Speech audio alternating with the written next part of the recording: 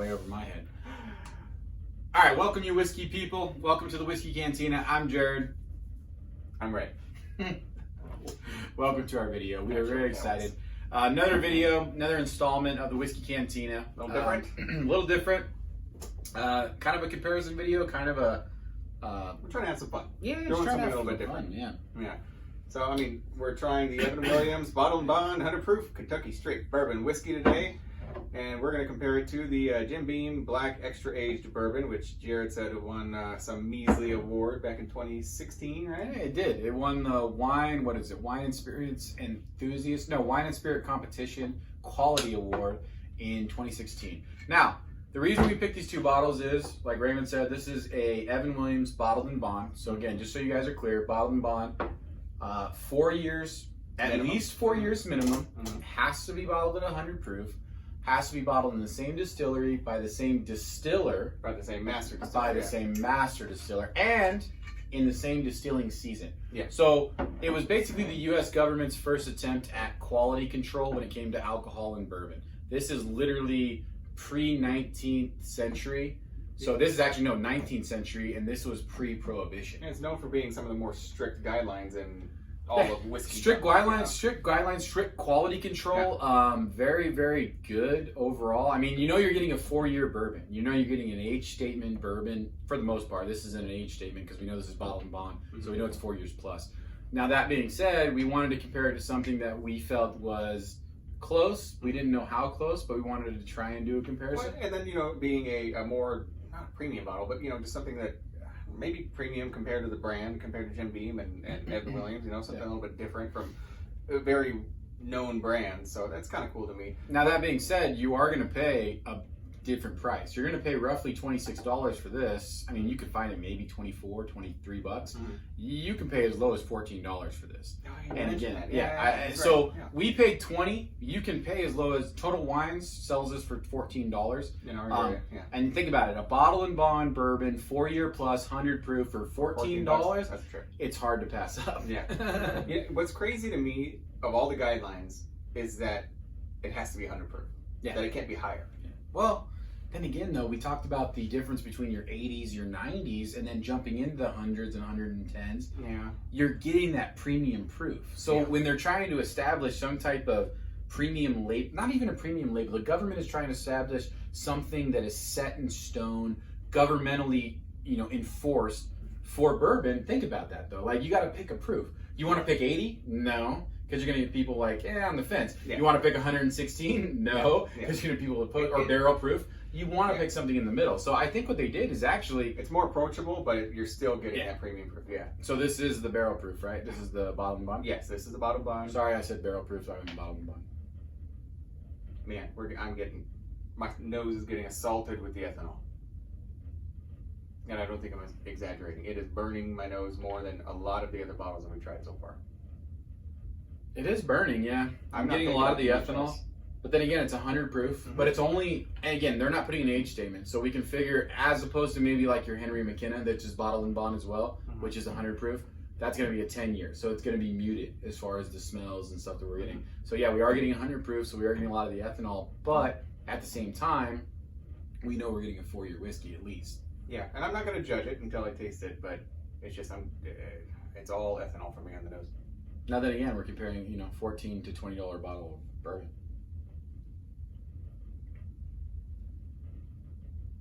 Wow. Now tell me this though, honestly, the taste has nothing to do with the smells. Nothing at all. No, not even close. It's there's a sweetness, but it's toasted, it's dark. Now 100 proof, you're getting the burn, but it's totally muted. It's not overpowering. It's not even something you would, even if you weren't a bourbon or whiskey drinker, you would shy away from or be upset that you. But it's consistent though. You get that burn all the way down, but it's not an overwhelming burn either. Because a lot of the time the burn will hit you on the back end, and it doesn't do that for me on this one. It is interesting, like I said, for the price point, right? Yeah, I'm getting a lot of toasted caramel. Yeah, toasted caramel. No fruity flavors for it. Obviously the oak, obviously the toasted oak, obviously the char. You're getting the strong ethanol, like Raymond mentioned. You're getting the 100 proof. It's heavy on the char. That's what it is. It's heavy on the char. Because I almost wanted to say smoke, but it's not a smoky. It's not smoky. It's a charred. It's not like a Scotch. It's not like the peat. Yeah, let's see. It is interesting though, right? For that price point. What did I say about opening these ahead of time? No, I think you got this little guy right here. I tried that. No? No. Well, this is horrible content. No, this is great content. This is what we set out to do. We said we're going to fail at opening bottles on camera. I'm excited to go into this, and I know I didn't... This is good. It's not... Again, think about what we're comparing to. Yeah. Think about what we're talking about price point wise. Yeah. Think about what, you know what I mean? So I'm going to try to go in and just compare it to what we're comparing it to, you know? I need to wash down my palate before we go ahead, too. You do get a lot of the ethanol, though. You do. I mean, it's straightforward with that. They're not shying away from it. Yeah. It's 100 proof, though. The idea of being bottled in bond, though, is so cool, you know? Yeah. The history behind that and everything. Totally different on the nose. You do get the ethanol, but it's definitely a muted ethanol. Oh, it's so much sweeter on the nose. Holy cow. Oh, yeah. You're getting that toasted caramel up and down on the nose, man. So again, like we mentioned at the beginning of the video, you got Jim Beam Black. This is going to be an extra aged bourbon, so it's aged. Again, they put it's NAS, so it's no age statement. There is no age statement on the bottle. It's an 86 proof versus 100 proof. So again, think about that. Yeah. We are dealing with, 14 proof. Yeah, it's not apples to apples, for sure. Yeah, 43% ABV versus 50% ABV. I mean, again, this won some awards, so it's not a terrible bourbon according to the experts. That's good, man. It's a salted caramel for me. There's almost a dark chocolate flavor on the end of it. Oh, that's really good.